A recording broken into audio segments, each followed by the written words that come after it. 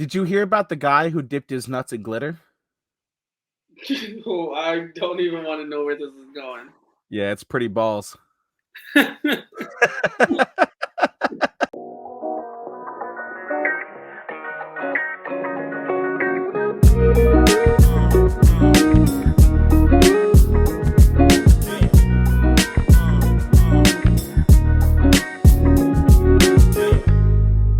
Hello, and welcome to an episode of Breaking Down the Tape.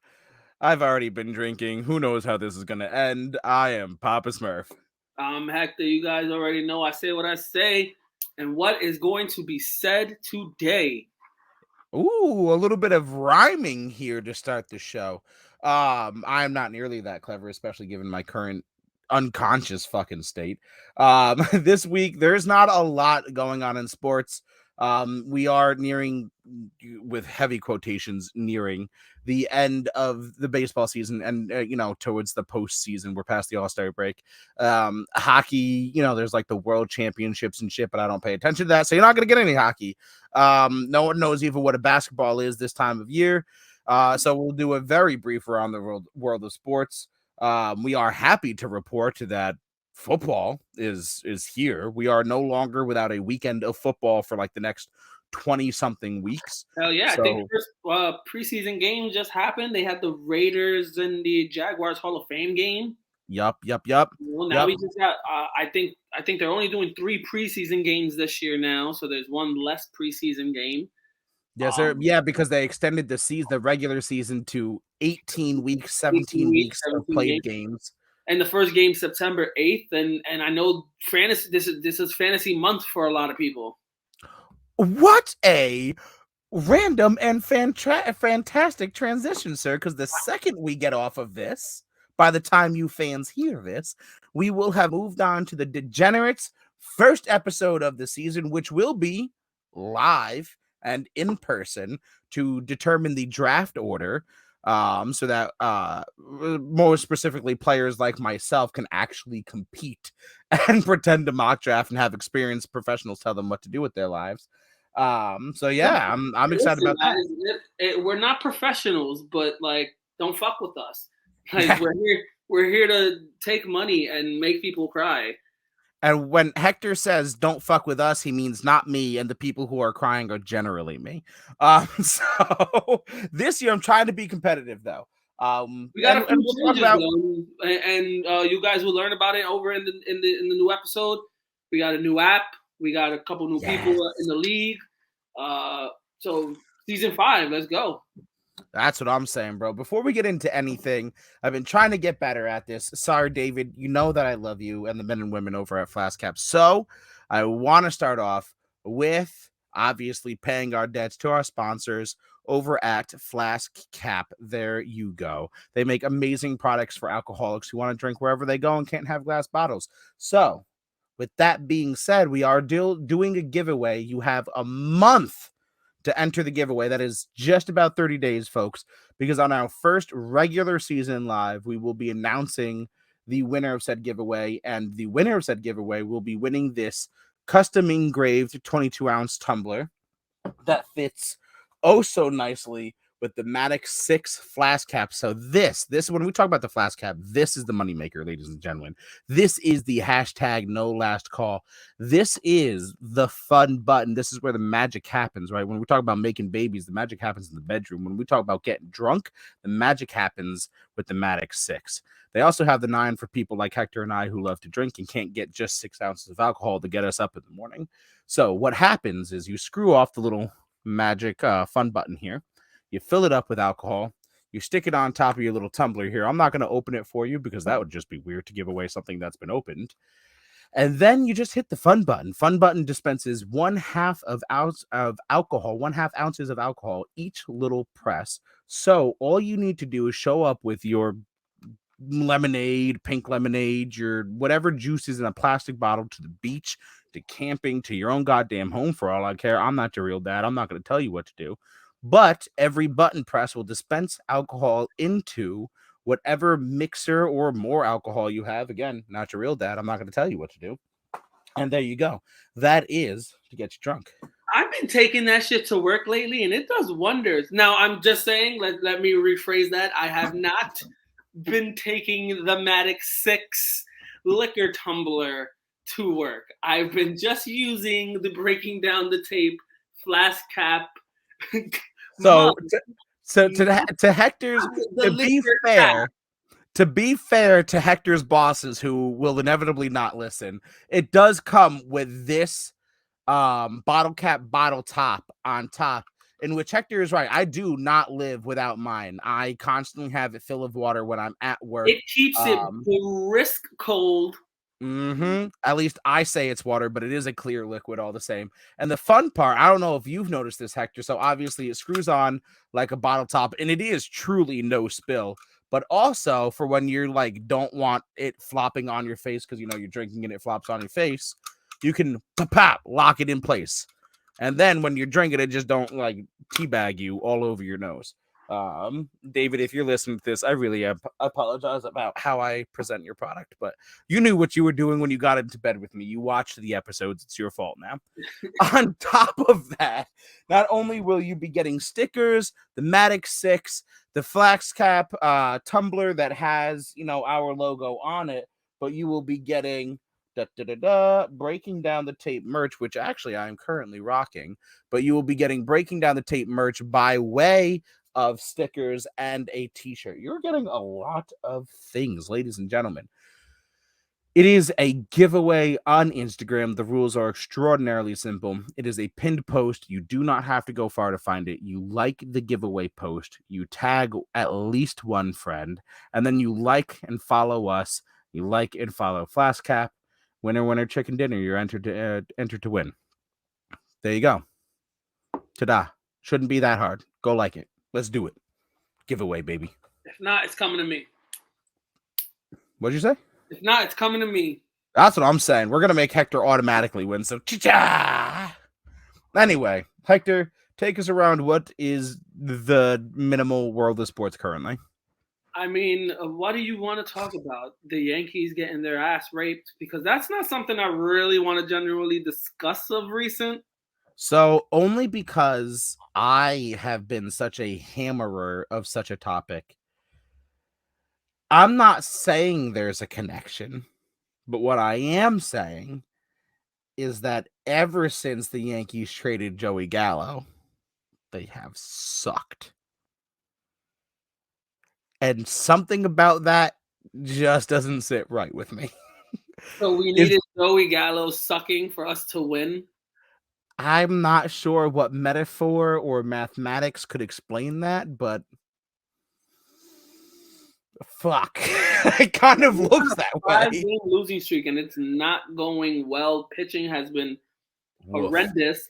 Started pitching has been giving up almost 8 runs a start, which is not the way you want to be pitching of recently. The bullpen has been giving up games. The close ones that we should be closing out, we've been blowing up.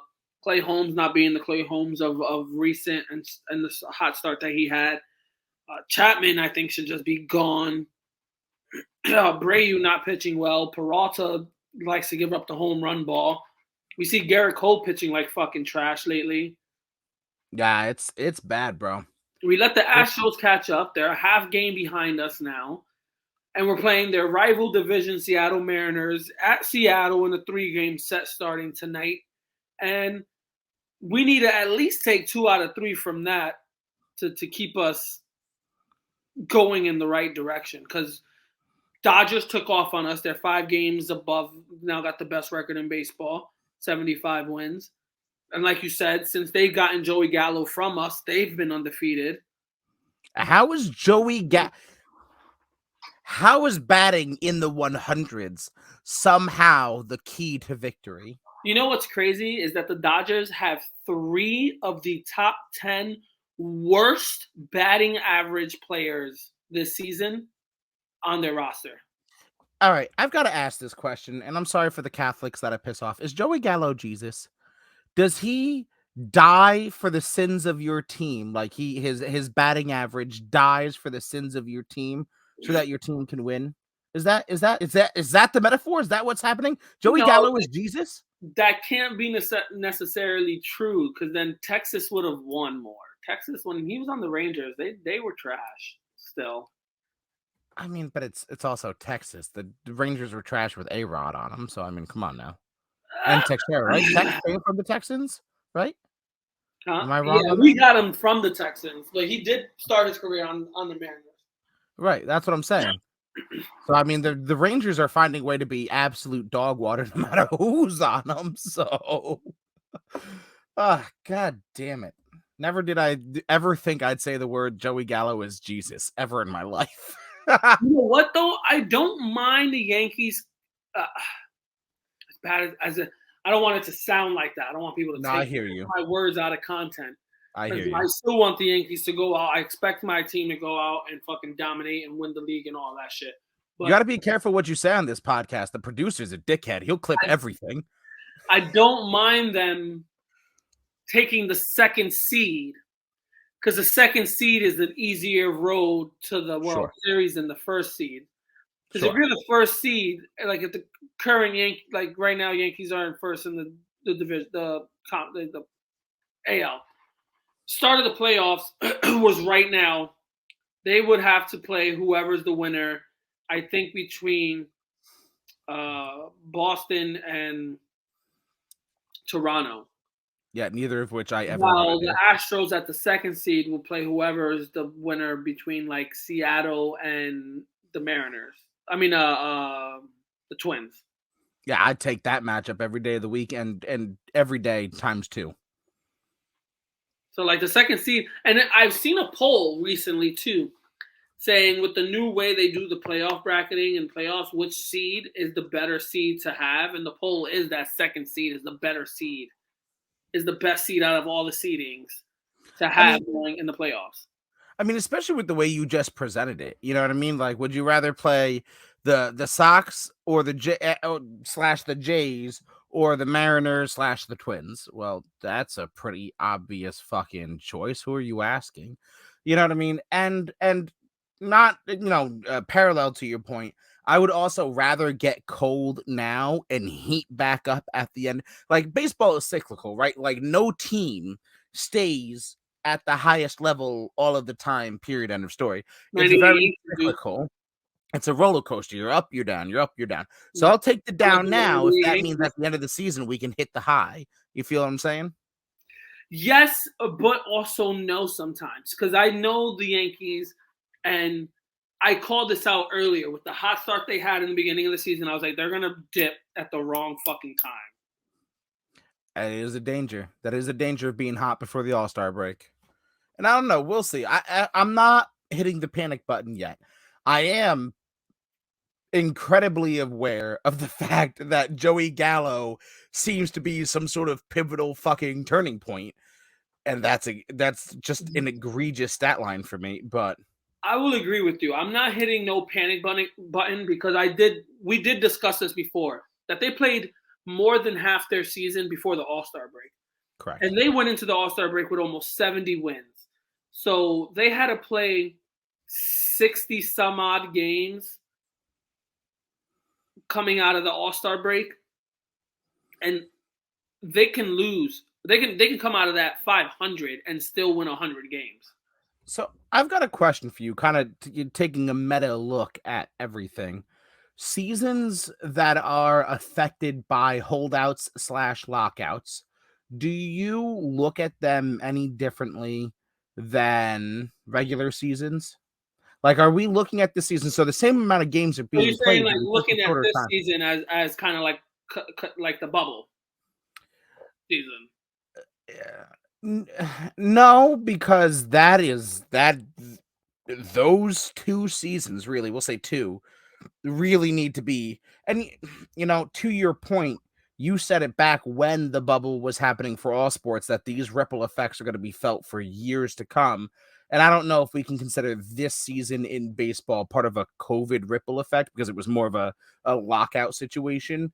But I guess you can consider that too, innit? Do you consider these abnormal seasons separated from the norm, or is it just that's life? it's added to the average. So when it comes to lockout seasons, I treat it a little differently because we've seen lockouts in the past. Sure. We've seen them miss X amount of games in the past for lockouts. Mm-hmm. When they come to agreement, both sides come to an agreement. That's the start of the season. That's the start of the season. So that's it. That's the season. That is what it is. You can't say, oh, but it was a lockout season. There was only X amount of games. Well, both sides decided and agreed upon this year. It's only this amount of games. So then I guess this is what something like COVID, like in the bubble season. That's something. That's an abnormality. Yeah, for sure. The game. For sure. That's going to live outside of everything, no matter whether we consider this the norm or not. That's going to live outside of that no matter what. So I guess as fans, as sports analysts that we can vaguely consider ourselves, and historians, this is just part of the average. This is just part of the game, and we consider this a normal season because that's what happens. Like sometimes, see, it's rough sometimes when you mention. That's what I'm saying. It's rough when you mention it because, like, we give the NBA, some NBA players shit for the bubble season. Right, like a lot of people say that the Lakers win was a Mickey Mouse win. Exactly. But then again, we don't talk about the bubble MLB season. And, I relate it to, like, okay, is DJ LeMayu's AL batting title legit then? Because he won that in the bubble at 346 when they only played, 62 games or some shit like that? Like, what happened if he would have played the other 100 games? I agree. Would he have maintained that? Would he would have dipped to 290? Or in this circumstance where you're playing the full barrage of games, but in 2 weeks less, which I know everyone's like, oh, it's literally only 2 weeks. What are you whining about? That's a difference in baseball when you're already playing 3 or 4 games a week. All they did this year was, since they was able to start the season like they 2 weeks late. That's what I'm saying. They pretty much said, all right, all your off days, we take them away because you got to fill them with games. Well, that's what I'm saying. Like, what kind of effect does that have, especially on pitching? What kind of effect does that have on your days? So I mean, does that affect how we look at this? Is it just because the holdouts and lockouts have happened, so it's business as usual, or do we say, okay, well, this season was a little skewed and we should kind of account for that because the amount of off days pitchers and players had was severely limited? So the way I'm looking at this, the way the season is going, I think they're going to re-look at this and make this the new norm, where the season is kind of rushed and there's less off days for the players. Because I'm not even going to lie, and I haven't crunched any numbers or done any real research on it, but I really want to do it and I want to search it after. But I feel like there's been less significant injuries or less injuries in totality this season than we have seen in seasons in the past, because you don't get those extended days off and stuff. Like, you're just, you got this constant, which is funny. Of like, all right, I got a game. It's funny you say that, because you would figure in a season that has shortened days of rest, you would see a lot of quote unquote load management. So you'd see a lot of 10-day IRs. You'd see, you know what I mean? You'd see a lot of these 10-day or shortened, injury kind of things where you're just giving a player rest. And now I can't statistically confirm what you're saying, but I'm just going based off of what I feel I've seen through my various MLB, Bleacher Report, ESPN, fucking Twitter, all these different apps that I receive literally 1,000 updates from every day. And I feel like you're right. Now, whether that's true or not, like, how many pitches have you seen? Oh, Tommy John surgery, or someone blown an ACL, or you're not seeing nothing. I feel like with the extra time off, you're more likely to get injured. Which is such a weird way to look at it. You would Right? think that with extra time off, you would have more ability to rest, But then but again, if you look at the teams, like if you look hmm, at the way the teams are managing their teams now, they're using their farm system more. So they're one could dropping make guys into the AAA and bringing up fresh arms every so often. you You could make see, that argument that it's forcing managers to be that much more savvy with where their they're talent. utilizing their AAA talent, the pitch, especially the pitchers, giving them their experience. They're shuffling guys up and down AAA. All right, so oh shit, Sevy's out, 10 days with, right shoulder Hmm. inflammation. Let's just drop him down to AAA. We'll bring up fucking X-Man over here that, Sure, sure. he's a minor leaguer, but he's in the borderline of being a big league. He comes up, he helps the team for X amount of days. All right, Sevy's back. We'll drop him down.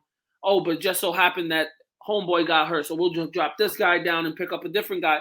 So you're making the managers use pitchers from the minor leagues more, and they could Hmm. get that time. If someone does need a time off, and if not even getting injured, not even just saying that the pitcher's injured, I need to drop him. But if you look at Sure. the way these teams are managing, and you're looking at their waiver wires, they're sending guys down to AAA that aren't even hurt or anything, just to make room for someone who's because someone's being used excessively and they need a fresh guy.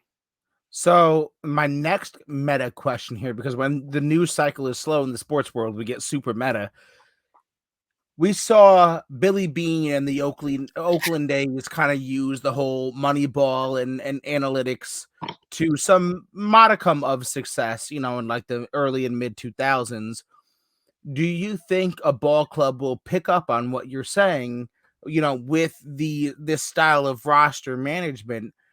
And do you think we're going to see a trend moving forward to teams, using I think that we've already, I down and think we're up and already down and seeing up it. style of management? I think we're already seeing it. I Well, think I know we have to this year, but do you think that we have to, given what you're saying with the shortened days off? But I'm saying, like, do you think this is going to become not just a lockout season kind of strategy, but a long term? The MLB will be using their farm system more in this up and down and up and down and up and down style rotation, I like see people using, permanently. because look, where people are throwing harder, hitting balls I farther, but saw also getting injured at a faster rate. So what do? All right, instead of using a great guy for a long period of time, use 2 or 3 great guys for a shorter amount of period of time. Hmm. Keep him. If you want this guy to last, you can't put him pedal to the metal. Like, guys aren't iron horses like they were back in the day, playing 162 games a season for however fucking long your career is. But the average speed of a pitch was your fastball was 86 miles an hour back then. Now 100 miles an hour is not very uncommon. It's So, but you gotta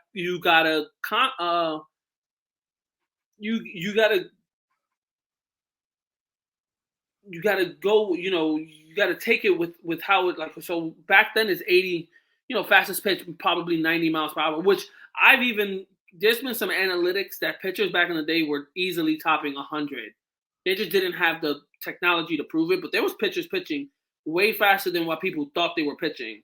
People thought back interesting. in the day, top pitch was 86. Now there's been rumors of top pitchers out there back in the day hitting at highs, 95s, 96s. I mean, we obviously knew Randy Johnson could literally blow the feathers off of a bird. We saw that live on national television. But no, I mean, I guess you're not wrong.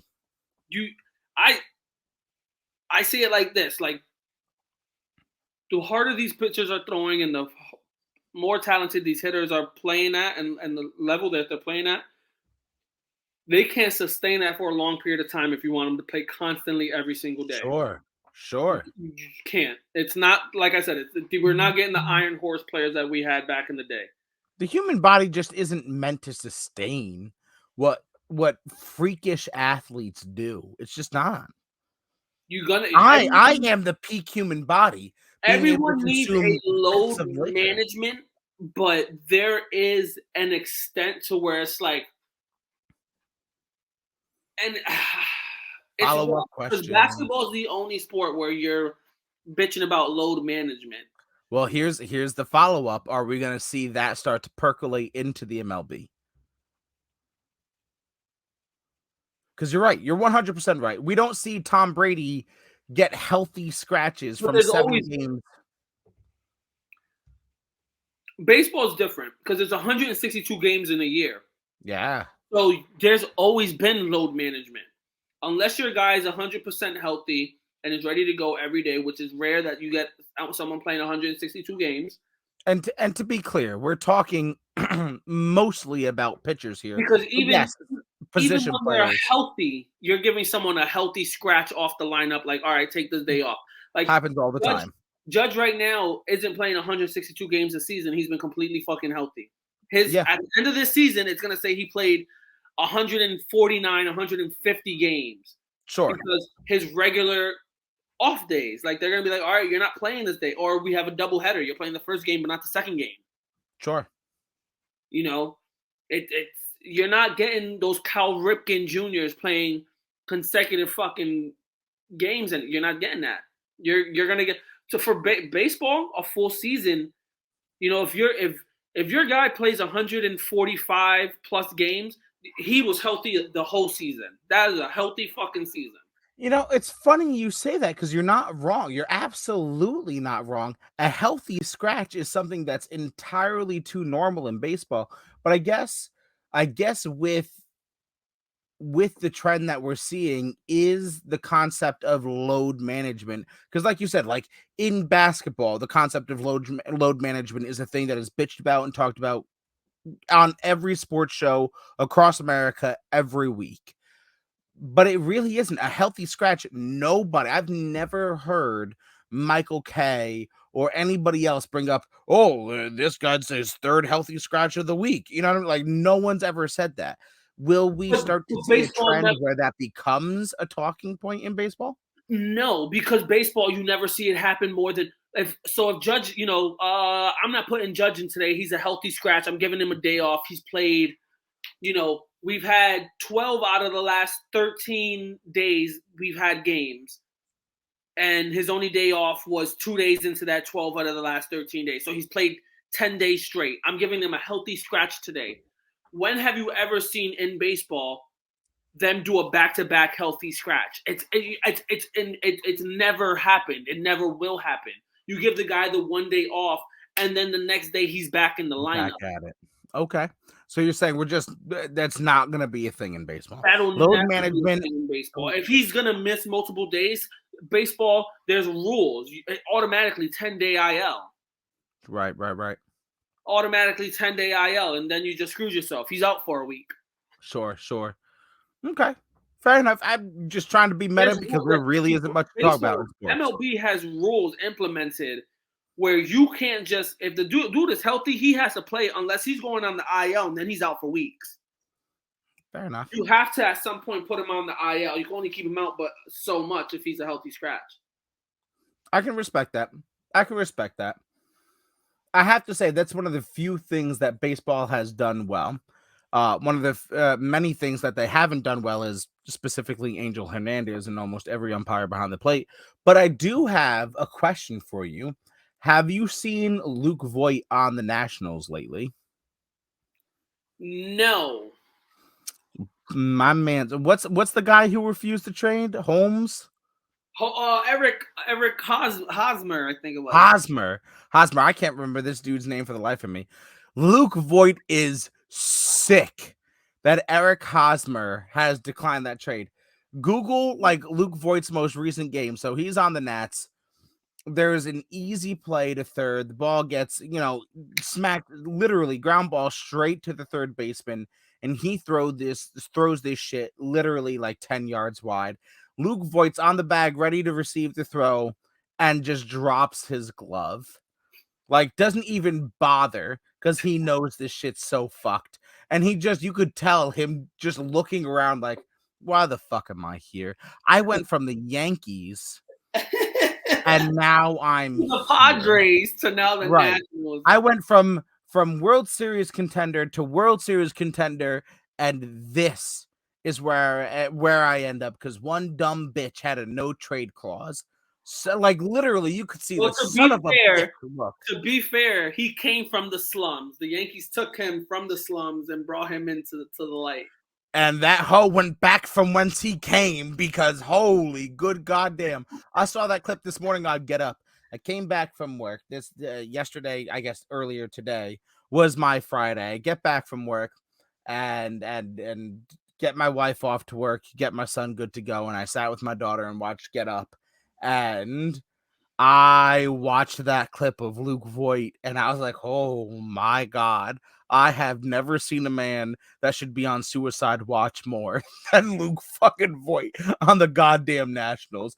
Literally, the throw wasn't within, like, it left the third baseman's hand, and 0.1 milliseconds later, Luke Voigt dropped his glove and didn't even bother because that shit was nowhere near him. And I was just wondering if you'd seen that clip, and anyone who listens needs The to Nationals watch as a that. whole is just sad. They went from God. 2019 World Series champs to losing not one, not two, not three, but four pretty much Hall of Famers, future Hall of Famers. Washington. You let Bryce Harper, Matt Scherzer, Juan Soto, and Trey Turner, and Carlos Rendon, all in one, all in. By the way, can we talk about something real quick? Why is Trey Turner the smoothest man on planet Yo, I Earth? love that man's. Yo, he could slide like a motherfucker. I bet the way he slides into bitches' DMs is just a emoji of him like doing a slide into base. Like, I'm not even gonna hold you. I think I'm sexually attracted to the way Trey Turner slides into home. That's got to be nobody. That's illegal. Nobody should be that smooth. My man, like, it's not even fun for him. Like, I don't know. If you haven't watched Trey Turner slide into home, you haven't watched porn. Like, Jesus Christ, it is the sexiest thing on planet Earth. But despite me, like, absolutely creaming while soft over Trey Turner's slides, do you have anything else around the world of sports? Because, like I said at the top of the whole thing, dick all is going on in the NBA. Dick all is going on in the NHL. Ooh, I do have a topic if you don't have anything else. Hit me with it. In women's football news, the U.S. national team beat the Germans for the World Cup of women's football. A handful of players from across the WNFC and WFA won because, you know, Americans are good at football and Europeans are not. But the women's national team won. So take a moment and give a round of applause. Finger clapping. Finger clapping. We should bring that back. That should be a segment. We should have a finger clapping segment. I'm the finger clapping champ. You are a finger clapping champ. And there's so many levels to that statement in and of itself. What else do you have for me around the world of sports, sir? Let's go. Let's hit some fucking football, bro. Let's hit some fucking football because we are 30 days away from the opening fucking game. We will not be without football on a singular weekend for the next fucking like 20 to 30 weeks. We are 2 weeks away from fantasy. Let's go. Oh, we'll get there. We will get fucking there. I want to start with the goddamn Jets because there has been good and bad news out of New York Jets training camp. So I'll start with the good news because I know the other day, the last week when we were recording, we never got to mention it. And we hit each other up on the side DMs. You know how we like to slide in each other's DMs. Oh, like Trey Turner, baby. We were like, oh, fuck, we never brought it up. And I was going to say, like, God damn, Zach, did you notice how Mekhi Becton shows up to Jets training camp in ridiculous fucking good-looking shape, ready to practice? He had, you know, one tiresome-looking practice where, you know, Rich Samini was trying to give him some shit, but, like, he toughed it out because, you know, first practice, you know. And then now we got bad news. Yeah, first of all, let me start off by saying, despite that Rich Samini has featured Breaking Down the Tape on his podcast, because he has, he is an undercover Patriots fan, and there's nothing anyone can do to convince me otherwise. His hatred for Mekhi Becton is obscene. But yeah, so we did talk about this, and it has been true that Mekhi Becton came in phenomenally underweight, phenomenally looking fucking sexy as an offensive lineman, looking like exactly what the Jets wanted him to be, moved over to right tackle, looking as good as we want him to be. And then today, Tuesday, or Monday the 8th, he limped off pretty heavily on after practice. He went off to have MRIs. He was limping really bad. As of right now, they're saying right now there's no it doesn't appear to be serious, but right. they're going to take him for the MRI, and they're taking it very precautiously because of the previous injury and his height and weight and all that.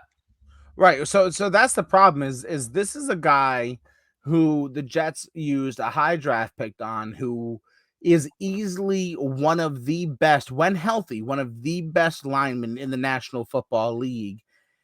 But unfortunately, he just can't seem to stay on the football field. And you know what? I don't blame it. You can't blame it on the man like that. Like, you see what's happening, and it's not like it's just he's too freakishly big.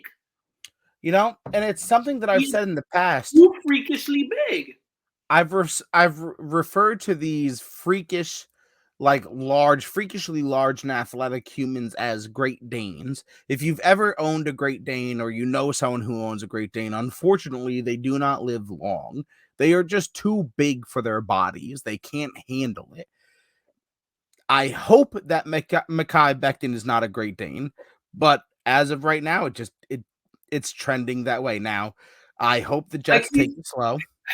He's not one of those people where I'm like, I look back at his career and I'm like, oh, biggest bust. I don't look at Mekhi Becton that way. I look at it and I'm like, we knew the risk because he was just so freakishly large. He had all the talent in the world, but your joints, your knees, your shoulders, like, being that fucking big, anything will hurt you. That's what I'm saying. So obviously, I think the Jets are being smart and they're taking it slow. Although they have obviously been frustrated with his lack of appearances on the field, you can't rush this kind of thing, right? The talent that Mekhi Becton brings to your team, especially at the right tackle position, because Mekhi Becton was drafted as a left tackle. Left tackles, if you don't understand the sport of football, let the fat guy in the room educate you for 1 second, right? Your centers are your most intelligent people on the football field. Your guards are people who can get away with being mid. But your fucking left tackle, because of Lawrence goddamn Taylor, your left tackle is God. Right? He is absolute God. Just because of the way the football game works, right? Most of your quarterbacks are right-handed. So anytime they drop back or boot out, it's going to be naturally to the right. They swing to their strong side. Like, put it So like anytime you slant protection, you're going to slant protection to in front of your quarterback, to the right.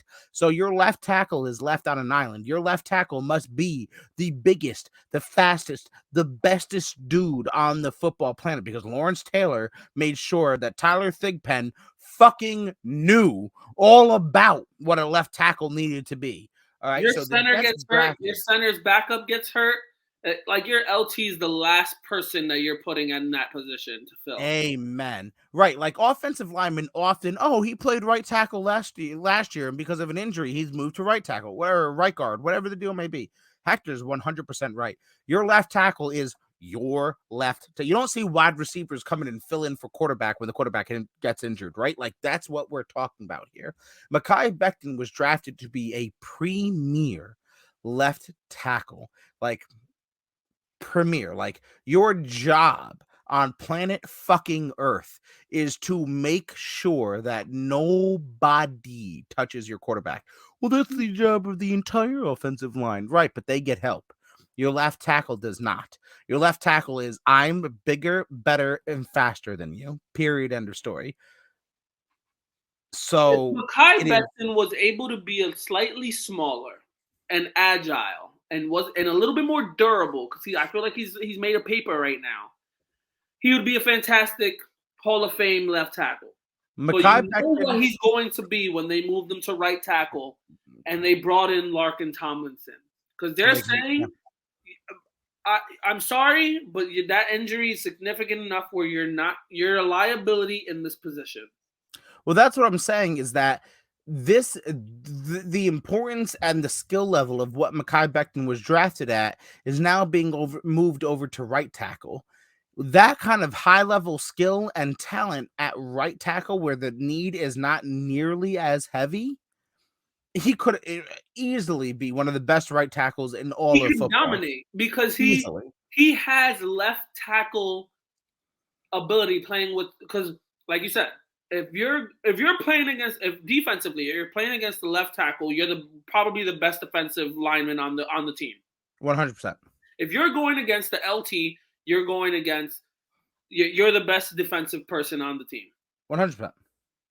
So if Mekhi Becton is used to playing against the best defensive player on the line and playing the toughest position on the line, moving to right tackle, you should be able to dominate against, I'm not going to say subpar levels, but the B team.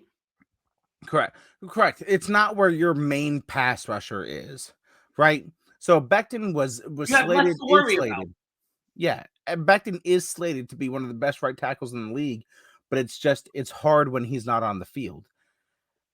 I'm happy that the Jets are taking this with caution because the level at which he could play at left guard was astronomical. The level left tackle, I should say. The level that he could play at right tackle is absurd, is ungodly. If he's able to stay healthy and be in front of Zach Wilson, pancakes on pancakes, and Zach Wilson can see him in front of him and use him while he's in the pocket and direct him where he needs to go, like, you have this big ass fucking shield in front of you. Mm-hmm. Yeah, so we are clearly in Mekhi Becton stands over here at Breaking Down the Tape. So hopefully it's just like a stinger. Hopefully it's nothing too serious. Hopefully he gets back on the field. We are harping on him though. This is a make or break season. He needs to come back healthy because as much as we can stand for him, we can only defend you, but for so long.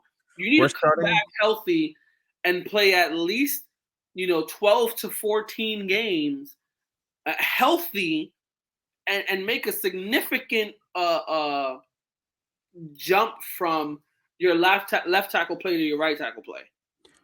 We are starting to verge into the territory of Saquon Barkley and Christian McCaffrey as far as at what point do the talent's there, the ability is there, we've seen it exists, we know. Like I said, I don't want to use the word bust, but you are right. At what point do you become a bust?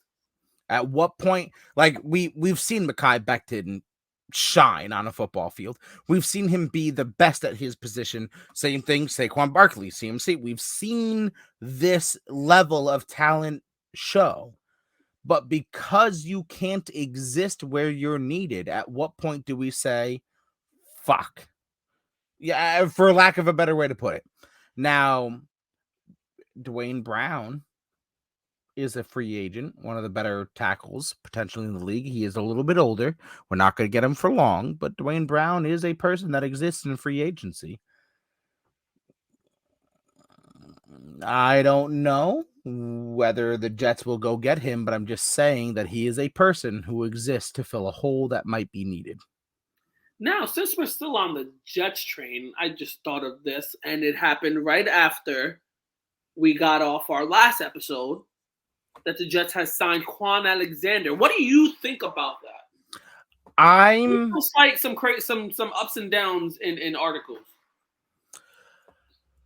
How old is Quan? He's 30, 31? 29, 30? Yeah, so he's in that range. So again, one of those players that we're not going to get extreme length out of, but I think he's one of those players that's going to provide extreme experience.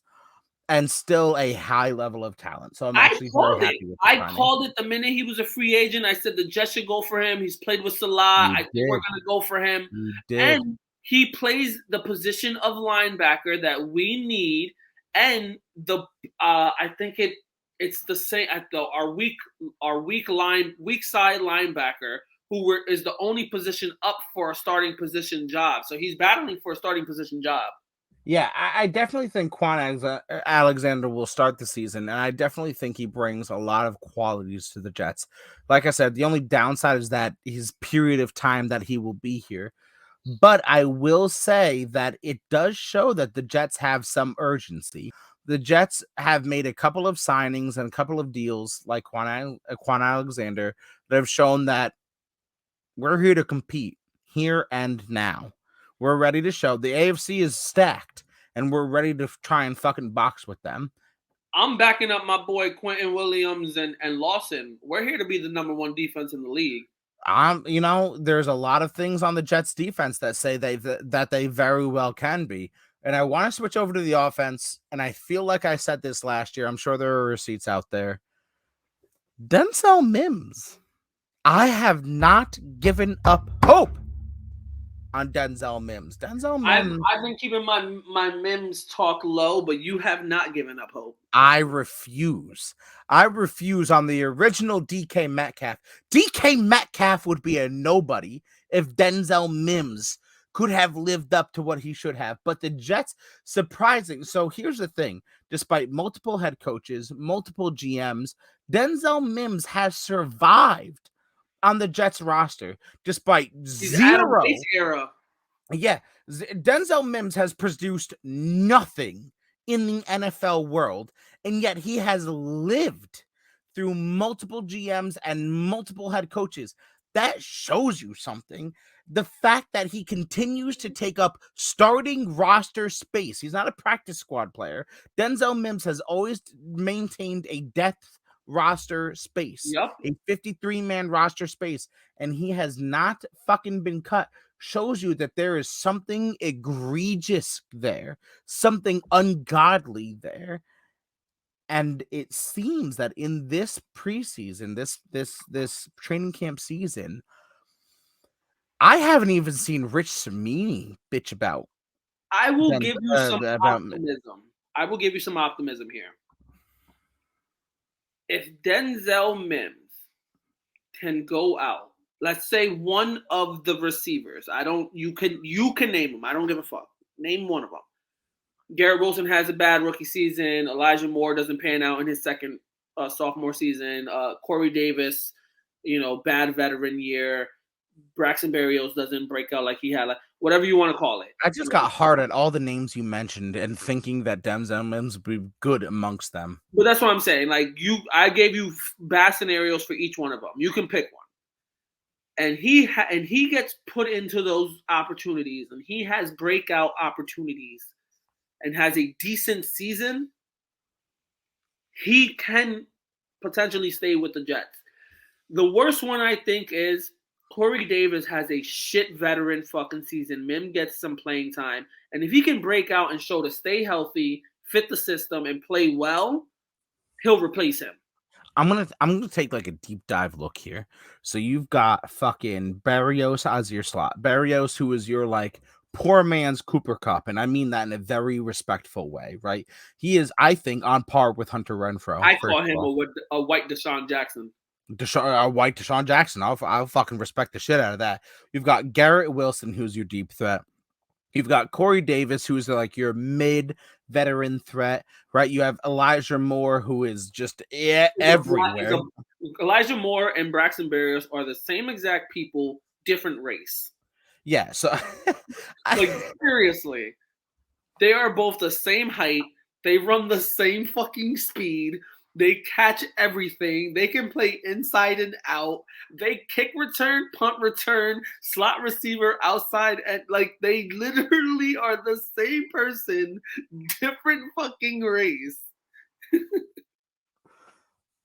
I'm going to take a moment off of that. So beside the Oreo that is Braxton Berrios and Elijah Moore, I said what I said. Denzel Mims. I said what I said. No, actually, I said what I said. I know we only have like 10 listeners, but the fact that we haven't been absolutely canceled by Spotify is astounding to me. Denzel Mims was supposed to be DK Metcalf before DK Metcalf was a sparkle in the fucking Seahawks' eyes, right? He was AJ supposed to Brown be that. before AJ Brown. Yeah, he was supposed to be that prototypical big, fast, like I'm bigger than you, I'm faster than you, like fucking. He was supposed to be smaller Megatron. Yeah, exactly. Can you imagine an offense where Elijah Moore is hitting, Braxton Berrios is hitting, fucking Garrett Wilson is hitting, Corey Davis can be mid in this offense and he'd still be hitting Breece Hall, Michael Carter, the Mormon MILF monster. Can you imagine? Fucking moms while throwing 70-yard pissers. Fucking moms while throwing bombs. Like, I'm telling you, like, the fact that Denzel Mims has owned a 53-man roster spot while producing nothing should show you that the fact that I'm running my mouth, and Denzel Mims, if you're listening to this, pull up the receipts. Pull up a year from now. Pull up a year before that. I have lived and died on your name, and I have refused to give up on you. Please come on the podcast. I'm going to hit, you know what? I'm drunk enough. I'm going to slide into your DMs when we get off of here. But I have lived on this Denzel Mims trains, and if you think I'm fucking crazy, that's fine, but he has owned a 53-man roster spot for 3 or 4 years and produced nothing in a very what have you done for me and now? They thought about trading him. They thought about cutting him. And he still remains. He's still a Jet. He lasted longer than Adam Gase himself, the regime that drafted him. The offensive mastermind. So if Denzel Mims can put 2 and 2 together and equal fish, I think he will be just fine. I don't know. I'm primed for a Mims breakout season. I'll say it. While Mims wants to stay on the Jets, it looks like Kareem Hunt wants to leave the Browns. What an interesting story and also non-story at the same time. I've only seen it as like a little ESPN ticker, but not many people have covered it. Now, it could be because it only happened today, so we'll see what the media teams of both teams say, but where's it come from? Like where does it come from?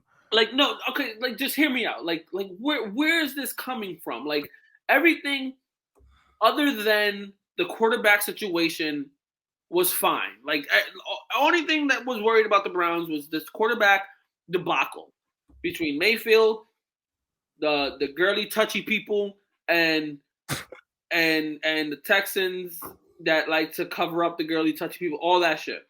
You did not refer to that as the girly touchy people. Listen, I said what I said. I just listen. I don't want to go back into this fucking. No, we're not. But he should be suspended. Oh yeah, indefinitely as long as one case is open. That's all I gotta say. For the girly touchy. That's all I gotta say. But and to settle 25 other cases, like if you settle the case, that means there's some dirt under the rug. So, that's where I'll leave that. But I agree. You know, the rest of the team was fine. Now all of a sudden, Kareem Hunt's like, yeah, I don't want to play for you. And again, the Browns owning the contract and trying to fix the pieces that are fucking shattered to dust. They're like, yeah, no, I'm not gonna. I deny your trade request. Like, no. Yeah, I'm not gonna lie. This is weird. If you want to take the stance of, well, Kareem Hunt doesn't want to play with a rapist. Kareem Hunt has some girly, touchy issues himself. He really shouldn't be. We both taking that stance. We a little bit on different sides because he tried to get hands on him. No. To get her out of there, and shit happened. And shit I'm not making a judgment call. All I'm saying is that Kareem Hunt doesn't have. Well, yes, you are right. He doesn't have the moral high ground when it comes to girly, Yes. touchy situations. You feel what I'm Yes. saying? He doesn't have the moral high ground. So I can't imagine that that's where he's standing. I understand that Nick Chubb was the premier running back last But season, that's but always Hunt been was okay. also That's been like for like 2-3 years now. right, and Hunt was also hurt last season for like 6 or 7 games. Chubb was out for a chunk of last season and a chunk before the season that. So Hunt was pretty much the starting running back 2 seasons ago. Right. So I can't imagine that he's upset about shares. Amari Cooper has joined the team. The Browns defense isn't incredibly terrible. Even if you think I think their Browns defense is top 15. you've got Denzel Ward, Myles Garrett, like it's not a complete shit fucking defense. By the way, big shout out to the Patreon account, Breaking Down the Tape on Patreon. I actually posted a Browns article that covered these very things. The Browns defense is not a complete fucking shit show. So the Browns have an absolute competition in the AFC North and potentially in the AFC as a whole. It's not that the team can't compete. It's not that he can't get his touches. I it's an out of left maybe because the market demands otherwise, but I mean I 100% agree with you. Like it's just so random, so iffy. Like you guys, first of all, are the best tandem running backs easily in football. Like individually, you probably not the best backs in football, but to like a tandem backfield, you guys are the best tandem backfield in football. And that's where the NFL has gone. Gone are the days of your premier running back, save the fucking Tennessee Titans. Hunt's easily a top 12 running back, and Kareem and Nick Chubb's easily a top 5 running back. So you're the best tandem running back in football. Like you said, you're not arguing the touches because both of you do exactly the same thing. Mm-hmm. Your own individual way. I will give receiving a little bit more to Kareem Hunt. I agree. But rushing a little bit more to Chubb. I agree. But both can do exactly the same thing: break out speed, break tackles, catch the ball out the backfield. Like I don't understand why you want the trade. I think okay. I want to know why you want the trade for me to understand why they're denying the trade. Well, they're denying. The should be able should deny that trade. Like if you don't want to play for them, like come on, just like there's been enough going on with you for you to be over here denying people their trade requests. Well, they're denying the trade because you have a 1-2 punch in Kareem Hunt and Nick Chubb. Like I said, gone are the days of your premier running back. If they get rid of fucking Kareem Hunt, they have Nick Chubb and nothing. They have 1,000-yard rusher and like nothing I can else. understand if Kareem Hunt he comes out and says, "Look, I just don't feel comfortable morally and spiritually and whatever with my family playing with someone that is allegedly has done this because like that." And you know what? I just want to request a trade. I don't feel comfortable playing with someone like that. He's lucky I'm not his GM because I'm gonna sit him down and be like, "You don't feel morally comfortable with people who touch girls, bro? You best watch yourself. I'm gonna be ignorant in that fucking meeting. I'm gonna be ignorant. And God damn it, this is why I don't hold any position of power, because I am the definition of ignorant. If Kareem Hunt came to me as the Browns GM and said, "Hey man, you traded for Deshaun Watson, and that makes me feel uncomfortable," I'm like, bro, really? And it's gonna go downhill from there. And that's how the fight started. I'm gonna get my ass kicked by Kareem Hunt, but I'm gonna be ignorant on the way down. But you like that. No, but I hear you. I do hear you. You hear me, right? Like I do. I feel you. I'm just being a Kareem dick Hunt's right now. situation is just weird. It is. It is. It came out of left field. Like of all the problems you see with the Brown, it's not with Kareem Hunt. I agree with you. Maybe he's like, oh shit, I've already dealt with an issue that, I don't want to be associated around it because I don't want them to bring up my old shit and think that I'm associating with him or whatever. Maybe he's like, hey, maybe that's the angle. Yeah. I just want to get away from it. I don't know, man. It just seemed, and it seems so out of left field. I only saw it as a ticker across the bottom of the screen. Kareem Hunt requested a trade. Browns denied it, and that was that. So I mean, it's been less than fucking 12 hours. Will the media teams from both sides go crazy? Who knows? We'll see. But as of right now, it seems to be a thing that happened, but it's a non-factor. I will say what could be a factor for the next upcoming season. Matt Stafford has been talked about quite a lot here recently. There's been some elbow soreness. I've heard reference to like Tommy John style soreness in his elbow. I heard the same thing, saying like he's been like it was a major.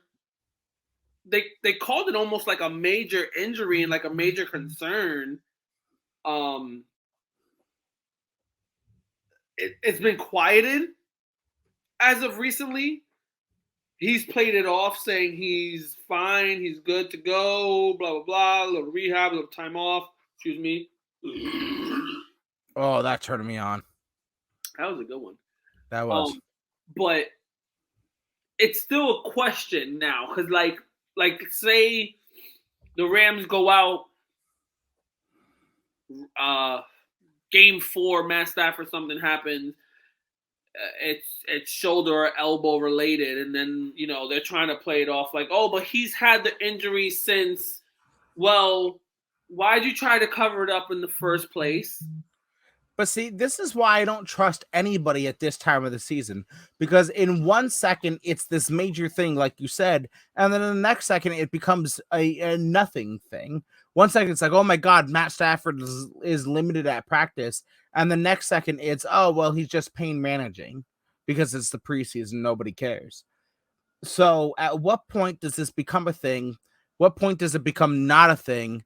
And the overarching rule that I completely follow at any given time is that general managers and coaches are the biggest fucking liars on planet fucking Earth. They will tell you that Adam Gase is an offensive genius. They will tell you that so-and-so is not good to go, and then he starts next week and throws for 500 yards. I do not trust a singular motherfucker in a front office position right now in the NFL. So who knows? Is it like a marketing ploy? Are they being, the US during the Cold War and just feeding misinformation out? Matt Stafford is hurt. He's not as good. His elbow is hurting. It's pain management and everybody's on board. Or is it a real thing and they're just trying to like not broadcast it? It's that time of the season where I refuse to trust anything right now until I see Matt Stafford's fucking elbow poking out of his skin. Speaking of preseason and I got a quick. I want your take on this, because it was discussed before, and I want your take on this. Quarterbacks playing in preseason games, specifically younger quarterbacks, season 1, rookie, sophomore, junior year quarterbacks playing in preseason games. Trevor Lawrence did not play in the preseason game, the Hall of Fame game, and apparently isn't going to play in the preseason at all. People are saying, well, he shouldn't. You don't need fucking John Doe that'll never see a snap in the NFL trying to make an NFL roster coming around the corner on a blitz on, a lineman fucking up a read and him blowing out a knee or something. And there goes your fucking protege right there. Me personally, I say, they should play, because back in the day they used the preseason as a workup. That's what it was. They're like, oh, there's only 3 preseason games. They don't need to play the games. Like, no one plays the preseason. Well, back in the day, people did play the preseason. It was a workup to the season, and you would play a series the first game, half the second game, a quarter of the second game, a half the third game, a full quarter the fourth game, and then you're going into the season playing the full game. Like, that's how they built up their quarterbacks and the starting lineups. Original 11, 22 if you want to add in the defense, and 33 if you want to add in the special teams. but that's how they built it up. First game you play a couple series, second game, you build it up. Now it's like no one wants to play it. Do you think Trevor Lawrence should not or first or second year QB should not be playing in the preseason? So my overarching answer is that it's situational, and there's going to be multiple takes from this. So fucking buckle in there, sweet cheeks. As a player, no, I don't want to fucking play. Fuck you. If I'm getting paid fucking 5 years for 50 million fucking dollars, you can. And I get it. And before you continue, I get it if you have the experience in years, like Tom Brady. I'm not going to make you play. Oh, don't worry. I'll get Aaron Rodgers, I'm not going to make you play preseason. I'll get there. No matter who I am as the player, I don't want to play because fuck you. That's why. I don't want to risk my fucking money because fourth string fucking first name, comma last name is trying to make the roster. I don't want to risk anything if I'm anybody who's making that kind of money because I'm a greedy, lazy sack of shit. And I don't want to deal with that shit. As a GM, it's very situational because if it's Trevor Lawrence, I would start him the first half of the Hall of Fame game. I would start him the first half of the first preseason game. If it's Zach Wilson, I wouldn't. If it's Trey Lance, I would. If it's Justin Fields, I wouldn't. So it would be very situational depending on how they played last season. If I feel that you have a game speed grasp of what you're supposed to do, I probably won't. But if I feel that you have something to prove, then I probably will. Like you said, if you're Aaron Rodgers, Tom Brady, even Jimmy Garoppolo, Ryan Tannehill, Matt Ryan, insert established quarterback here, why are you even thinking about the word pads? You haven't even seen a set of football pads, and you won't until September 8th. Fuck yourself. So, no, you're not fucking starting. But if you are a one, or I wouldn't say third year quarterback, but if you are a 1 or 2 year quarterback, it would be very situational based off of how I feel you grip the playbook if I was a head coach or GM. But if I was the player, then you can suck my team. I know you're being slightly biased when you said Zach Wilson. No, I am. To me, I would say yes. Zach Wilson, Trevor Lawrence, Justin Fields, Trey Lance. Trey Lance is playing every snap in every preseason game. To me, because I have no faith in Trey Lance. I have Jimmy G as my backup. He's playing every snap in every preseason game as if it's the fucking Super Bowl. I want him going all out on every fucking play. If he breaks his leg, he breaks his leg. I don't care. For Trey Lance, that's how I feel. But Zach Wilson and all of them, yes, you all are playing. Like I said, your first. Now that it's 3 preseason games.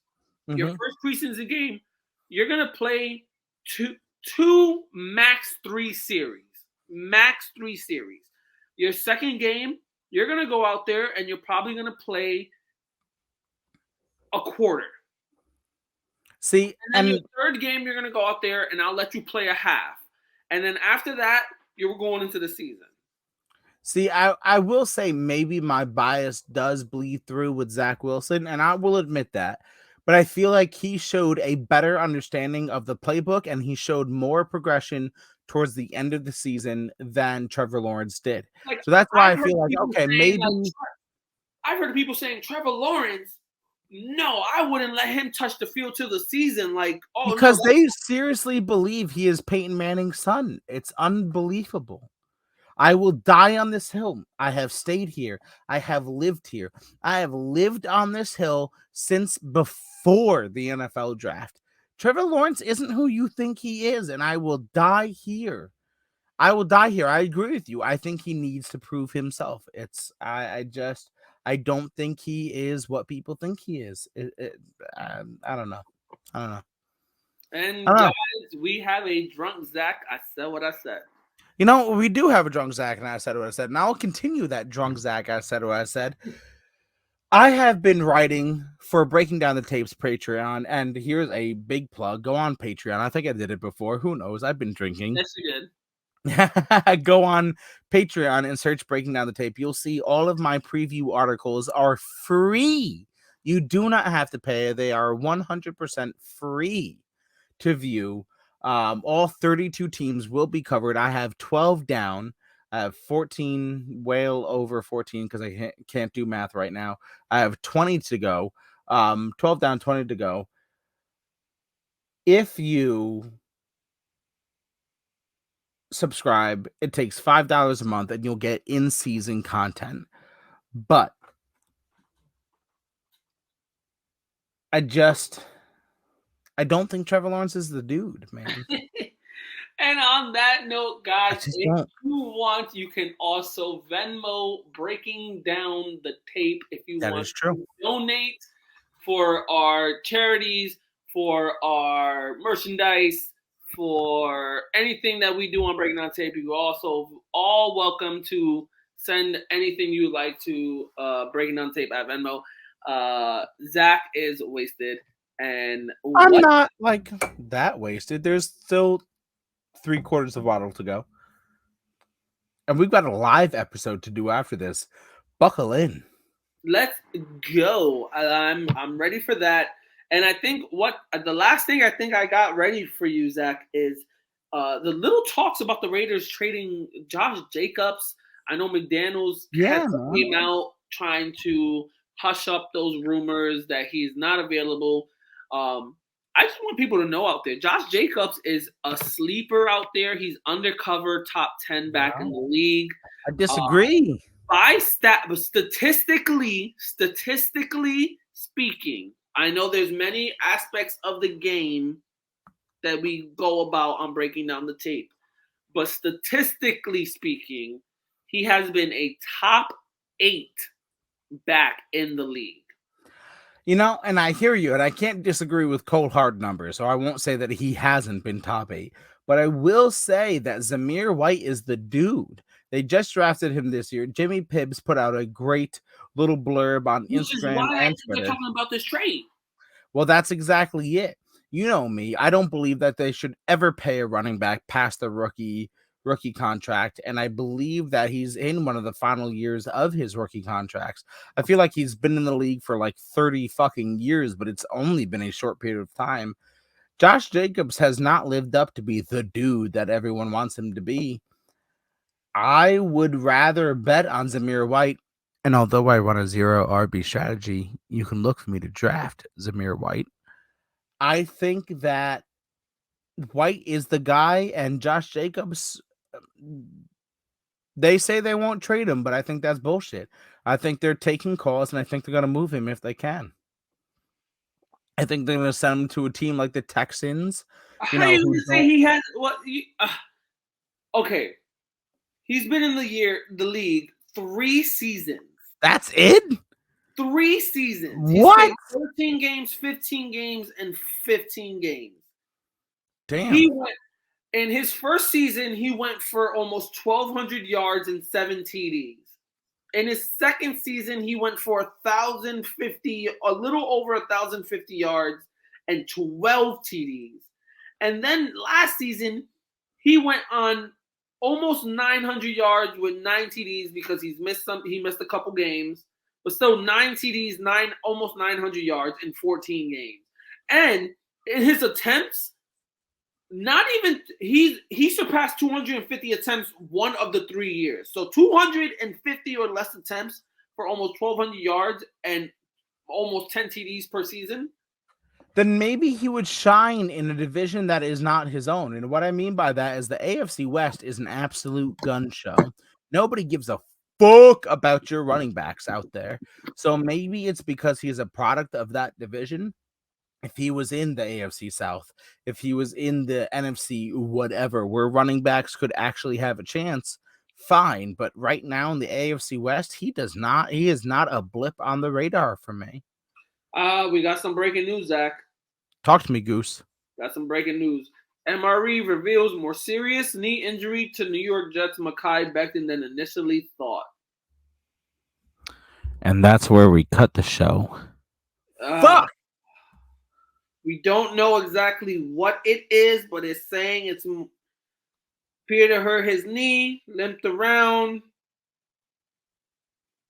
Doctors are saying it revealed more serious injury than initially anticipated. Well, Dwayne He Brown could be is getting signed. sidelined indefinitely. Dwayne Brown is getting signed by the Jets. Fuck. So, I mean, I don't want to say we kind of spoke it into existence and brought bad juju, but does he now get put into the Saquon Barkley, Christian McCaffrey, those what if could have been busts? I refuse to answer. Next question. Oh, let me pull my Marshawn Lynch. I'm just here so I don't get fined. He said what he said.